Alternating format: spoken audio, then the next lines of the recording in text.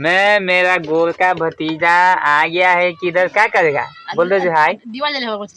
मछली वाला डिब्बा देखियो आयु है ना मछली आयल अब देखियो या अब या अब पोठिया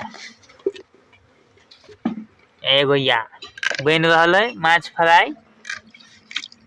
अंडा है ना खाली मछली खाइत रहे छे हम सब मेरे गोल का भतीजा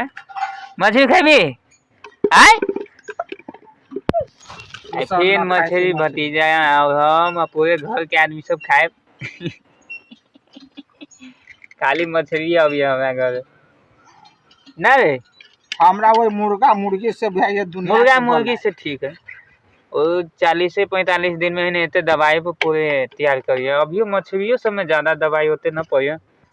तो मुर्गा से कम मुर्गा से कम दवाई पड़े तो मुर्गा से बढ़िया मछली खाए में ठीक है।